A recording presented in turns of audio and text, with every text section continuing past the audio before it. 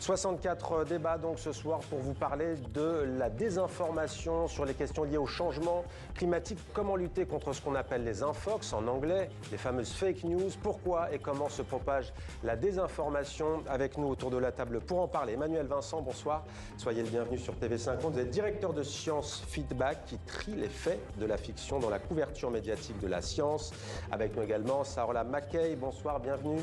Vous êtes secrétaire adjointe du PIDC, c'est le programme international de l'UNESCO pour le développement de la communication. Et puis Alexandre Alaphilippe, bonsoir et bienvenue également, directeur exécutif de EU pour Europe, Disinfo Lab, un laboratoire d'idées et un centre de recherche aussi qui travaille précisément sur la désinformation. On commence avec vous et pour cause, juste après ce débat, vous allez prendre la direction du Grand Rex à Paris avec une soirée consacrée à la lutte contre la désinformation. Je signale que nous sommes partenaires de cette conférence organisée par Radar, partenaires au même titre que nos confrères du Monde, de Quotidien, de Combini ou encore de Slate. Quel est l'état des lieux sur la désinformation climatique ?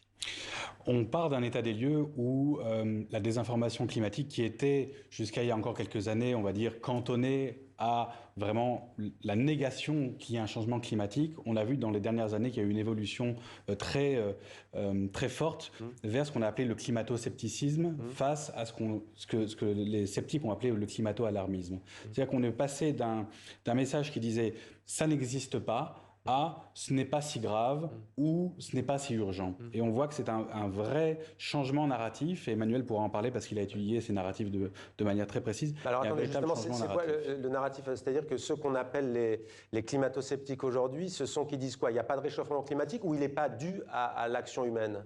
Alors, notamment ce que l'on a pu voir dans les médias en France, que l'on a beaucoup étudié, c'est qu'au-delà de la négation de la science du climat elle-même, donc l'origine et l'existence du changement climatique, il y a de plus en plus maintenant d'infox qui vont attaquer, qui vont cibler les solutions face au réchauffement climatique. Donc les solutions comme par exemple les énergies renouvelables qui permettent de baisser les émissions de gaz à effet de serre, et aussi d'autres solutions comme par exemple des mobilités à faible émission carbone, voitures électriques, zones à faible émission, etc. Donc et aussi les politiques climatiques. C'est-à-dire en fait vous êtes alarmiste pour justement nous faire avaler des politiques trop écologistes au goût de ceux qui dénoncent justement cette politique. Exactement. Il y a une tentative de freiner tout type de nouvelle action, tout type de nouvelles politiques publiques en faveur du climat pour essayer de favoriser le plus possible, malheureusement, les énergies fossiles et un status quo en matière de consommation d'énergie. Mais ce qui montre bien qu'il faut que les politiques écologiques soient justes et non punitives. Vous voyagez beaucoup dans le monde, vous travaillez à l'UNESCO. Il y a aussi une question de justice et d'équité, on va en parler dans ces politiques prises. Est-ce que le fait que soient ressenties ces politiques parfois comme punitives, ça alimente justement ce climato-scepticisme et la désinformation, puisqu'on parle bien ce soir de désinformation. C'est pas peut-être tout à fait la même chose d'ailleurs que le climato-scepticisme.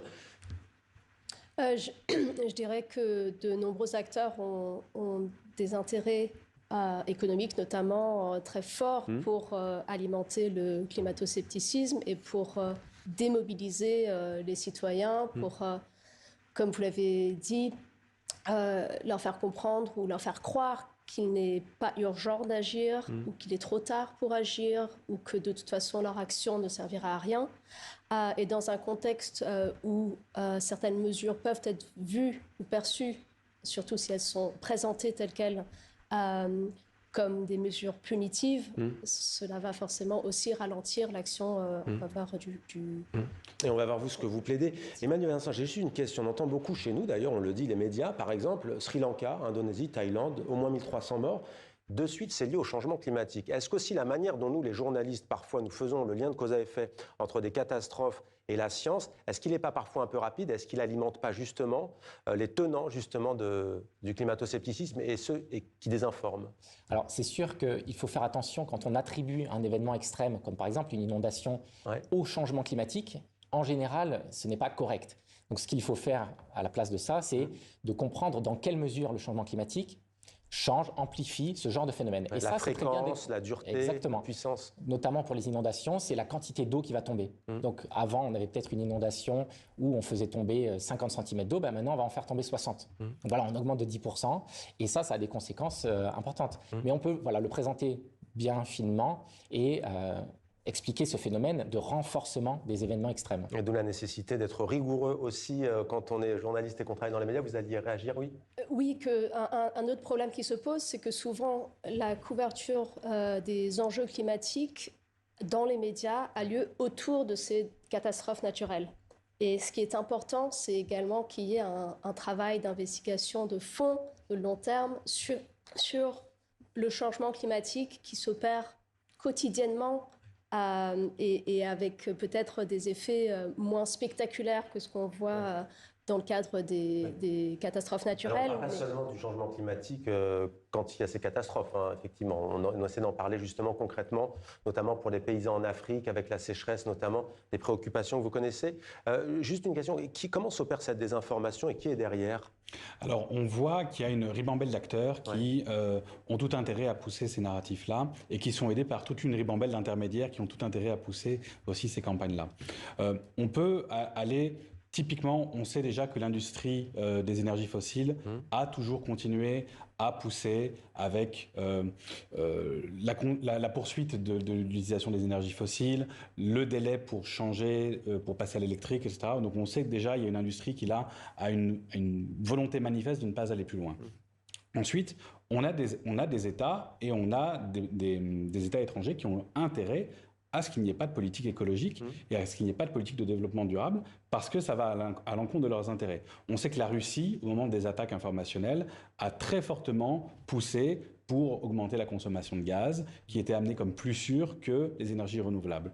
On sait que les États-Unis ont aussi poussé pour la consommation et l'achat de gaz, et donc du coup, il y a des instituts maintenant, comme l'Institut Heartland, qui est installé aux États-Unis, qui maintenant s'installe en Europe pour pouvoir continuer à faire ce travail d'influence et de désinformation autour du changement climatique. C'est un peu la fabrique du mensonge, comme les grandes industries du tabac, notamment il y a quelques décennies, qui faisaient tout pour justement commander des études qui prouveraient, soi-disant, que le tabac n'était pas dangereux pour la santé. Vous ne pouvez pas prendre un meilleur exemple parce que l'Institut Heartland, historiquement, était aussi impliqué dans les politiques anti-réduction de tabac. Eh bien voilà qui est dit. Emmanuel Vincent, j'aimerais que vous nous commentiez des données assez étonnantes sur les réseaux sociaux, parce que c'est vrai que les réseaux sociaux ont souvent bon dos, ils sont vilipendés, alors parfois à tort, parfois à raison.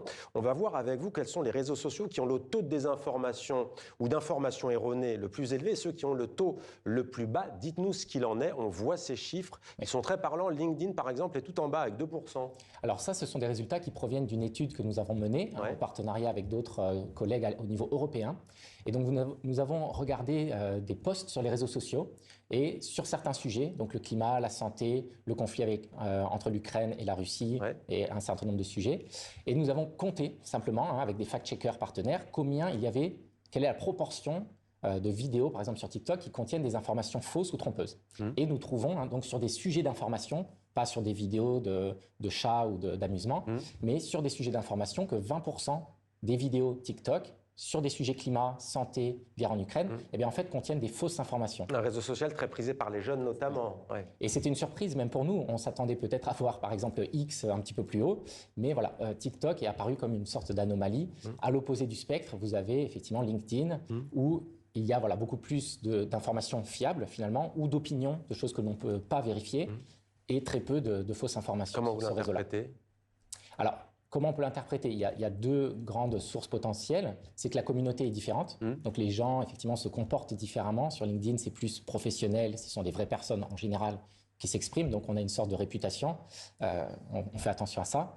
La deuxième, ce sont les algorithmes de recommandation. Et dans notre étude, on étudie aussi ça, c'est-à-dire dans quelle mesure chaque plateforme va promouvoir de manière préférentielle les fausses informations par rapport à des informations qui proviennent de sources plus fiables. Et on voit que la championne, c'est YouTube, avec 8 fois plus d'interactions sur des contenus qui proviennent de chaînes peu fiables par rapport à des contenus qui proviennent de sources fiables. Voilà, ça permet d'être peut-être plus vigilant en fonction de l'utilisation qu'on a de tel ou tel réseau social. Saoula Maccabi, vous avez donc à l'UNESCO tout un programme qui vise justement à apporter des solutions. D'abord, au Brésil, il en était question à la COP30 de Belém de ces questions de désinformation. Le président Lula lui-même a eu des mots très forts pour dénoncer justement, il avait parlé de négationnisme climatique. Tout à fait. Et ce qu'il faut savoir, c'est que c'est assez historique. Il y a une prise de conscience collective au plus haut niveau, au niveau des États, de la question de la désinformation climatique et de l'importance de l'intégrité de l'information sur le climat, qui a été reflété dans le fait que pour la première fois en 30 ans dans l'histoire de la COP, de la conférence de l'ONU sur le climat, l'intégrité de l'information faisait partie de l'ordre du jour officiel. C'est la première fois en 30 ans, c'est quand même non négligeable. Et par ailleurs, dans le texte final de Belém, dans le political package de Belém, l'intégrité de l'information est également mentionnée pour la première fois. Donc on peut espérer que cela va devenir un point récurrent à l'ordre du jour des COP. Et on pourrait aussi s'interroger pourquoi cela n'a pas été fait plus tôt. Plus tôt, ouais. Alors vous, quelle solution vous préconisez? Comment lutter contre ces désinformations?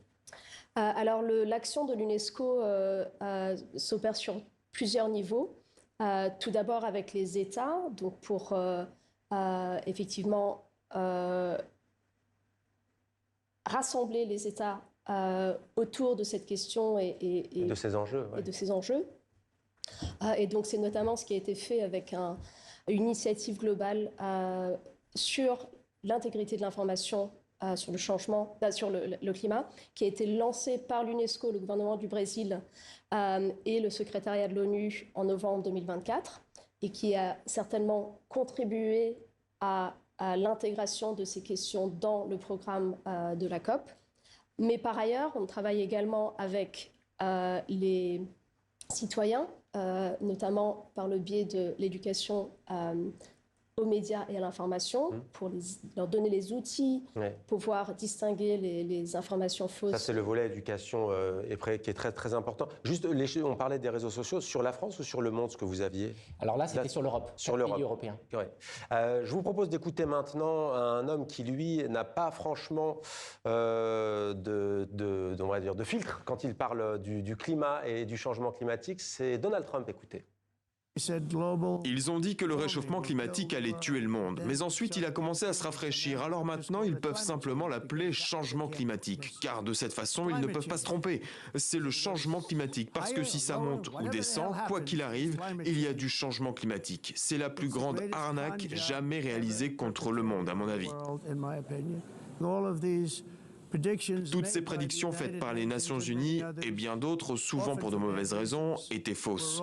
Elles ont été faites par des gens stupides qui ont coûté des fortunes à leur pays et donné à ces mêmes pays aucune chance de succès. Si vous ne vous éloignez pas de cette escroquerie verte, votre pays va échouer. Et je suis vraiment bon pour prédire les choses. Emmanuel Vincent, votre réaction? Alors, un petit fact-check en direct, il y a plusieurs fausses informations dans ce qui vient d'être dit. Premièrement, il n'y a pas de refroidissement climatique, donc il n'y a pas eu besoin de changer le mot réchauffement vers changement climatique. Les deux mots sont utilisés en science, ils ne veulent pas dire exactement la même chose. Et est-ce qu'il y avait une deuxième fausse information? Je ne me souviens plus. C'est-à-dire qu'il utilise aussi cet argument, et c'est vrai qu'on le voit parfois, de dire bon, on va assister maintenant à une période de glaciation après avoir dit. C'est une information claire. Oui, enfin, la deuxième fausse information qui est impliquée, c'est qu'on a changé de mot. Or, ce n'est pas le cas. Les deux mots, encore une fois, sont utilisés. On peut le regarder dans l'historique. Il a dit aussi que le changement climatique est un canular inventé par la Chine pour nuire à la compétitivité des États-Unis. Alors, pour être totalement transparent et honnête, c'était il y a très longtemps, c'est en 2016. Je le disais, chers invités, le changement climatique est un canular inventé par la Chine. Voilà les mots de Donald Trump pour nuire à la compétitivité des États-Unis. Alors pour être honnête, je dirais que c'était en 2012, il me semble bien. 2016 plutôt, ouais. Je parle sous votre contrôle. Alors j'ai 2012 enregistré et 2016. Alors on va dire, moi j'avais plutôt 2016, mais en tous les cas, ça ne change pas grand-chose. Et d'ailleurs, vous parliez tout à l'heure des enjeux économiques. Là, on voit clairement ce bras de fer, il cible la Chine. C'est donc la Chine qui aurait inventé tout ce concept, tout entre guillemets à ses yeux, pour justement nuire à l'industrie américaine. Je pense qu'on ne peut absolument pas donner une seconde de crédibilité à ça. On est très clairement dans ce cas-là, dans des jeux de négociation commerciale. Et malheureusement, c'est le climat qui en fait les frais. Et c'est la capacité pour nous tous de vivre sur cette planète qui en font les frais. Que la Chine ait une politique plus agressive que les États-Unis sur la question climatique et sur la question des panneaux photovoltaïques, c'est un point, mais ça ne change pas le constat scientifique qui s'opère. Et c'est là où l'Europe a un véritable rôle à jouer, c'est de se sortir de ce piège qui est un piège absolu de dire je me positionne d'un côté ou de l'autre. On a une autonomie stratégique et une souveraineté en Europe à développer là-dessus. Et on voit bien d'ailleurs qu'il y a un intérêt quand on regarde aujourd'hui sur ces grandes plateformes du numérique, on parlait de TikTok, mais Facebook, X, OpenAI, toutes ces plateformes-là, tous ces sites Internet utilisent une grande quantité d'électricité, une grande quantité d'énergie fossile pour pouvoir faire tourner leur système. Donc, ils ont intérêt à ce qu'il y ait une consommation toujours plus grande de ces énergies fossiles qui arrivent. Et on voit bien qu'il y a un alignement idéologique et culturel avec ce pouvoir américain. Ouais. Alors, justement, on parlait du pouvoir américain. Vous savez qu'aux États-Unis, la liberté d'expression, c'est sacré. Ça l'est aussi en France et dans de nombreux pays du monde. Comment concilier justement le fait de lutter contre ces fausses informations, ces fake news, mais aussi le fait de ne pas brider certaines paroles? Après tout, le débat est plutôt sain en démocratie. Vous dites d'ailleurs que la véracité des informations, elle est le signe de la démocratie d'un pays. Comment fait-on pour à la fois respecter ces impératifs, mais aussi la liberté de parole? Certains internautes se plaignent d'être de plus en plus bridés, justement, lorsqu'ils critiquent telle ou telle politique écologique. Tout d'abord, l'objectif n'est pas du tout de réduire la diversité des opinions. Tout le monde peut s'exprimer et dire ce qu'il pense sur un certain sujet. En revanche, ce qui est important, c'est la transparence de l'information et des sources de cette information. Ouais. Donc il y a tout un volet du travail de l'UNESCO. Ce que je veux dire, c'est qu'il y en a qui sont honnêtes dans leurs critiques, mais il y en a d'autres qui délibérément vont faire un travail de désinformation. Tout à fait. Il y a une différence entre la mésinformation et la désinformation qui de surcroît, peut être orchestrée par des acteurs politiques ou économiques. Et l'UNESCO fait tout un travail actuellement via un nouveau fonds qui a été créé dans le cadre de cette initiative globale pour l'intégrité de l'information dont je parlais tout à l'heure, pour financer des projets qui s'attaquent justement à identifier la source des informations qui nous sont transmises. Donc, il ne s'agit pas d'empêcher des informations à être publiées, mais d'être très clair sur, par exemple... Sur le messager et sur ce qu'il y a derrière. Exactement. Merci. On est aspect par le toit en 10 secondes. Il ne faut pas tomber dans le faux débat de si on fait une vérification, on bride la capacité à s'exprimer. Ouais. Quand on fait une vérification, quand on fait un fact-check, on n'empêche pas la personne de s'exprimer. Voilà qui est dit. Merci beaucoup à tous les trois d'être venus sur notre plateau. Bonne conférence. Je rappelle que ce débat s'est tenu en partenariat avec Radar qui organise ce soir à Paris, au Grand Rex, une conférence autour de la désinformation. Merci, bonne conférence à vous et merci à tous les trois.